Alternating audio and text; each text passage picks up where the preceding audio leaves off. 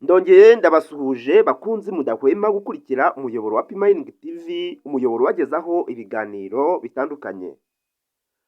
Cyane cyane rero uyu muyoboro wibanda kuri mining zitandukanye. Ariko uyu munsi noneho tugiye kurebera hamwe amakuru agezweho muri Pi Network.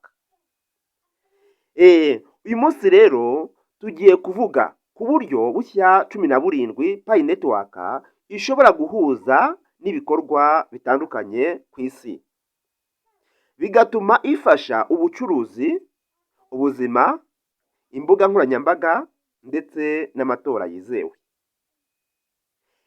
Aya rero niyo makuru tugiye kurebera hamwe. Ibi yabitanze mu buryo 17. Ibyo tugiye kureba rero kugira ngo buri muntu wese asobanukirwe, amenye n'icyiciro akanya uri bwisangemo. Hano buri muntu wese arisanga ari mu cyiciro Pi Network yamugeneye. Niyo mpamvu rero jya ukurikira aya makuru witonze kugira ngo nawe wumve aho Pi Network yakugeneye kugira ngo wicare kuri uyu munsi. Murabizi yuko ntago abantu bajya bareshya. Uko abantu batareshya rero n'inzego niko zigiye zipanze. Aha rero Pi Network yaduteguriye uburyo, hanyuma nawe uraje wumve uko yapanzanye amakuru cyangwa bipangiye ibikorwa, hanyuma nawe uraza kwisanga mu cyiciro aka kanya wicayemo. Yes, mbahaye ikaze rero mu kiganiro ngira nti muntu mushyashya wese jya ukanda subscribe, hanyuma nawe ukandi no kunzogera kugira ngo nawe amakuru ajya kugeraho. Nawe uramaze ukanda subscribe, ujye ukanda like, sharing, usige n'igitekerezo cyawe muri comment. Yes, mbahaye ikaze rero. Ndagira ngo amakuru yacu tuyihutishe kugira ngo bitaza gutinda, kuko ni ingingo 17 ziri hano. Hanyuma umva ukuntu batangiye batubwira systeme zishobora guhuza na Pi Network. Iya mbere, imari n'uburyo bwo kwishyura. Imari n'uburyo bwo kuyishyura. Kwishyura ukoresheje Pi. Amawallet ya Pi Network akorera kuri telefone yawe hamwe na Stellar Concession Protocol, atuma abantu bishyura vuba kandi igiciro gito bakoresheje Pi Coin. Urugero, porogaramu zakozwe muri apps ya Pi Studio zishobora kohereza abantu ugakora ubwishyu. Zino apps turimo dukorera muri App Studio dushobora kuzikoresha koherezanya amafaranga kandi ku giciro gitoya. Ubu ni uburyo bwa mbere. Nizere yuko buriya uko byagenda kose mugerageza gukurikira ari ama apps arimo akorerwa muri App Studio. Nabwiye yuko Pi Network hari byinshi cyane igenda itegura mukagira ngo ni ibintu bize gutyo, ariko bifite akamaro. Murareba ko babigarutse kuri uyu munsi rero, babigarutseho aho zino apps zigiye kuzaza zidufasha kwishyura, kugura ndetse ku giciro gitoya. Hanyuma icya kabiri, bavuze yuko porogaramu za DeFi. Mwabyumvise, zino apps zose aya makuru yose bagiye baduhereza bayagarutseho kugira ngo noneho tuyumve neza. Hanyuma porogaramu za DeFi nizo Pi Network yatangaje mu mwaka w'2024 ko hashyizweho ubushobozi bwa smart contract, bityo igafasha mu bikorwa bya decentralized finance ariyo DeFi. Abakoresha bashobora kugurizanya cyangwa kwishyura Pi zabo muri staking. Habyumvise, aha ngaha DeFi urumva ko ni akantu keza cyane, izajya idufasha kugurizanya amapayi ndetse no gustakinga aya mapayi. Mwabonye yuko muri ziriya apps cyangwa muri ariya ama exchanger k'abantu barimo bastakingamo amafaranga yabo cyangwa amapayi yabo. Ibi rero binyura mu buryo bwa DeFi, smart contract. Aha rero murumva yuko ni amakuru meza cyane. Hanyuma ingingo ya gatatu yashyizweho iyinjizwa ry'ifaranga risanzwe aryo fiat integration. Murabizi yuko ni amafaranga akanya asanzwe turimo turayakoraho. Hano rero Pi Network yavuzeho iki? Yavuze ko Pi Network yavuze ko ishobora gukorana n'abatanga serivisi zo guhuza amafaranga nka banki ya Banksa na Onramp, bigatuma Pi ikoreshwa mu kwishyura ibintu mu buzima busanzwe. haha ngaya rero andi makuru meza cyane. Ndababwiza ukuri, mwebwe nimuza gukurikira aya makuru muraza gusanga hari byinshi cyane Pi Network irimo idukorera kandi kuri tutazi yuko ibyo bintu irimo ibikora. Hanyuma ingingo ya kane iravugira iti urunigi rw'ubucuruzi n'ubwikorezi. Twagiye mu bucuruzi n'ubwikorezi. Gukurikirana ibicuruzwa. Blockchain ya Pi yakwandikiramo urugendo rw'igicuruzwa kuva ku ruganda kugera ku mucuruzi. Pi CDK ishobora gufasha gukora porogaramu zibika ibyo bisobanuro. Byumvise? Ahangaha ino blockchain ifitemo amakuru menshi cyane, ifite ubudahangarwa bwinshi cyane, aho ushobora kujya kurangura ikagukorera urugendo rw'igicuruzwa kuva ku iduka kugeza igeze ku gicuruzwa cyawe, wowe nyiri umucuruzi ibicuruzwa byawe bikugezeho. Urwo rugendo ikarwandika kandi ikakubikira neza n'amakuru y'ibyo bicuruzwa. Mwumva rero ino blockchain nayo ifite ingenzi muri uyu mushinga wa Pi Network. Hanyuma 5,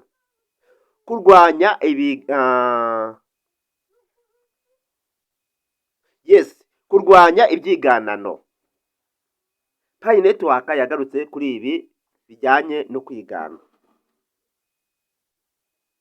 Hanyuma bavuzeho iki rero?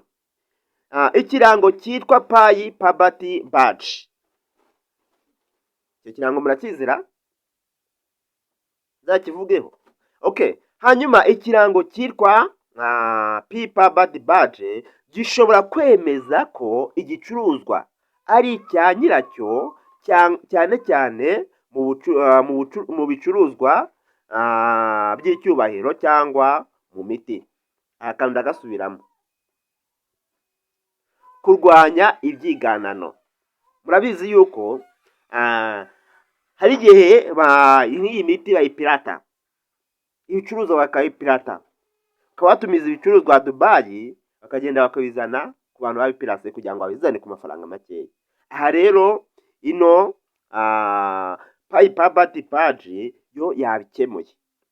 Ukuntu bayivuzeho, ikirango cyitwa Pi Puberty Badge gishobora kwemeza ko igicuruzwa ari icya nyacyo, cyane cyane mu bicuruzwa by'icyubahiro cyangwa mu miti. Murabizi ko imiti habaho imipirate, ibicuruzwa bakayipirata, ariko iyi badge yaje kubikemura. Murumva yuko rero Pi Network irimo iradutegurira ibintu byinshi cyane kandi by'ubwenge. Niyo mpamvu Pi ntihagire umuntu uyivuga nabi. 6, amasezerano yikoreshwa ubwazo smart contract. Amasezerano yikoreshwa smart contract.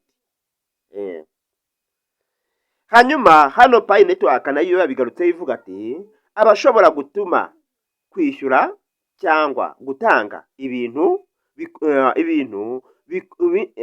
hano banditse ngukira abashobora gutuma, kwishyura cyangwa gutanga ibintu bikorwa nta muntu ubigizemo uruhare. Adusubiremo. Abashobora gutuma, kwishyura cyangwa gutanga ibikorwa nta muntu ubigizemo uruhare. Urugero, igicuruzwa kigeze ku mukiriya, amafaranga akoherezwa ako kanya. Hano birakorerwa muri smart contract. Ni amasezerano. Aya ni amasezerano ushobora kugirana n'umuntu. Hano nabyo muri Pi Network bizajya bibaho, aho ushobora gutumiza ibicuruzwa bikagenda ukabizana, hanyuma ukishyura igicuruzwa kikugezeho. Iyi niyo twita smart contract. Hanyuma reka twigire ku ngingo ya 7, ubuzima n'ubuvuzi. Nabyumvise ko muri Pi Network hajemo n'ubuzima n'ubuvuzi. Amadosiye y'abarwayi. Blockchain ya Pi ishobora kubika amakuru y'abarwayi mu buryo budacungwa n'umuntu umwe. Ikohereza, gusangira amakuru hagati y'amavuriro. Mwabyumvise? Hano blockchain izajya ifata ino dosiye wenda y'umurwayi yakozwe iyohereze mu mavuriro atandukanye. Ntabwo ishaka ko izajya icungwa n'umuntu umwe. Ahubwo nimba nivuje wenda ku ivuriro runaka ihita iyasangiza ku mavuriro atandukanye. Mwumva rero ni akantu keza cyane. Hanyuma yakomeje batubwira ngo gukurikirana imiti. Urugendo rw'imiti kuva ikozwe kugeza igera ku bakiriya rwakwandikwa kuri blockchain ya Pi kugira ngo hirindwe iyiganano. Murabyumva yuko ni cya kintu twagarutseho mbere aho kurinda kwigana bizajya bicungwa na blockchain. Aha rero izajya inacunga buryo ki ya miti yakozwe ndetse igeze kuri wa muntu ugiye kuyikosoma. Pi network iri mu kazi rwose. Hanyuma 8, umutekano w'amakuru. Pi network ifite KYC, ibyo murabimenyereye. Muzi ko kugira ngo hagire umutekano w'amakuru uko Pi network ikora KYC. Hano naho babigarutse batubwira ngo bamaze kwemeza abantu miliyoni 19,700 hamwe n'uburyo bwo kwemeza umwirondoro ukoresheje tokeni, bigatuma amakuru y'ubuzima arindwa neza. Hano turabimenyereye. Igenzura y'umwirondoro. Self sovereign identity. Sovereign identity, yes. Abakoresha bashobora kwigenzura no kugenzura umwirondoro wabo bifashishije KYC ya Pi na token based authentication program zakozwe muri Pi developer portal. Zishobora gutanga uburyo bwo kwinjira mu mutekano. Akantu mukitondera. Igenzura ry'umwirondoro. Ahangaha murabizi yuko iyo warangije gukora KYC hagiye kugenzura umwirondoro yawe bidakunda. Ariko none numva kano kantu bakagarutseho. Self sovereign identity. Abakoresha bashobora kwigenzurira no kugenzura umwirondoro wabo bifashishije KYC ya Pi na token based authentication. Programu zakozwe muri Pi developer portal zishobora gutanga uburyo bwo kwinjira mu mutekano wawe. Mwumva yuko kano kantu nako ni ingenzi. Hanyuma 10, guhuza na e-government. Uburyo bwa Pi bwo kwemeza umwirondoro bushobora gukoreshwa muri serivisi za e-government, bigatuma uburyo bwizewe kandi budacungwa n'umuntu umwe. Ahangaha e-government murumva ko nayo muri Pi network yagezweho, aho bashobora kugira ngo wenda murabizi yuko ikintu cyamenywe n'umuntu umwe ashobora no kukiriganya. Ariko noneho ino e-government yo izaba decentralization mu bantu bose, noneho cya kintu nimba cyakozwe kimenywa n'abantu barenze umwe. 11, ibisubizo byita ku buzima bw'abakoresha aribo privacy. P-blocked apps zishobora gufasha mu kwemeza umwirondoro mu gihe gikomeje kurinda amakuru y'ibanga. Murumva yuko kano nako ni akantu k'ingenzi, aho ino P-blocked IPS ishobora gufasha mu kwemeza umwirondoro mu gihe gikomeje kurinda amakuru y'ibanga. Hano murumva yuko muri systeme rwose Pi network irimo iragenda ibikora neza rwose. Hanyuma 12, imbuga nkoranyambaga n'urwego rw'ibikorerwa kuri internet. Hano bagarutse ku mbuga nkoranyambaga n'ibikorerwa muri internet. Hano bavuze ngo imbuga nkoranyambaga zidacungwa n'umuntu umwe. Ubufatanye bwa Pi Apps Studio n'abakoresha bagera kuri miliyoni 60 bushobora gushyigikira imbuga nkoranyambaga. Yes, reka nkasubiremo neza nkasome neza. Imbuga nkoranyambaga zidacungwa n'umuntu umwe. Ubufatanye bwa Pi App Studio n'abakoresha bagera muri miliyoni 60 bushobora gushyigikira imbuga nkoranyambaga nshya zidacungwa n'umuntu umwe gusa. Gutanga ibihembo ku bakora ibikorwa kuri internet, abanditse abashobora guhembwa muri Pi cyangwa kugurisha ibikorerwa nka NFT. Hano murumva yuko naho ni hahandi mu bihembo, wenda nko mu bantu bakora bamamaza ibiki byose, hano bakaba bahembwa. Hano nicyo kintu bagarutseho. Hanyuma 13, ecosystem ishingiye kuri staking. Twagarutse kuri ecosystem ishingiye kuri staking.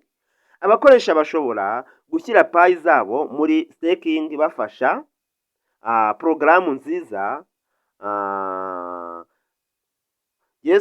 bafasha porogaramu nziza, bityo bigateza imbere iterambere ry'ubufatanye bw'abakoresha Pi network. 14,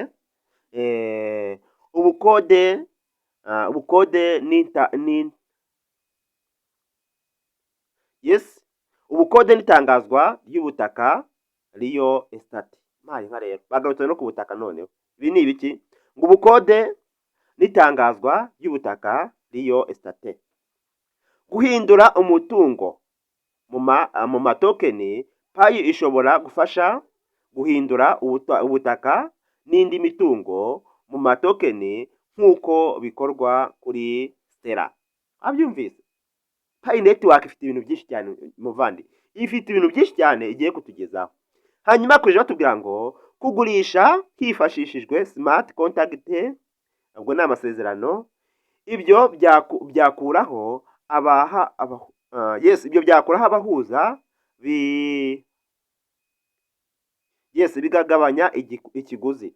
Murabizi yuko mu kugurisha habaga habasherisheri, abo kabahemba, abagize gute abo bose ukagenda bahemba. Ariko noneho muri Pi network ibi bigiye kuza, noneho tuzatugurisha ubutaka twandikishe twifashishije Pi network. Murumva rero n'andi makuru meza cyane. Ibi tuzagenda twiga akantu ku kandi, kantu kamwe ku kandi, akagengwa ku kandi, gutyo kugira ngo buri muntu wese agasobanukirwe neza. Aya ni amatangazo, ariko buri kantu n'akandi nzagenda nkabigishaho amakuru. Hanyuma twakoje kuri 15, amatora n'ubwisanzure bwa demokarasi.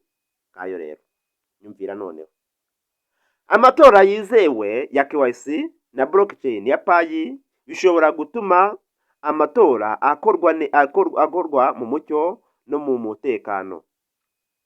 Iyo niyo twita DAO, Decentralized Autonomous Organization. DAO, Decentralization Autonomous Organization. Abakoresha bashobora gufata ibyemezo bakoresheje Pi token mu bikorwa bya DAO. Hanyuma rero Pioneers, ndabona twasubikira kuri ingingo ya 15. Hanyuma andi makuru tukazakuza kugenda tuyareba gake gake, aho buri muntu wese nzamugezaho ingingo ku yindi, tukagenda turebera hamwe ingingo n'ibivugwaho mu buryo burambuye.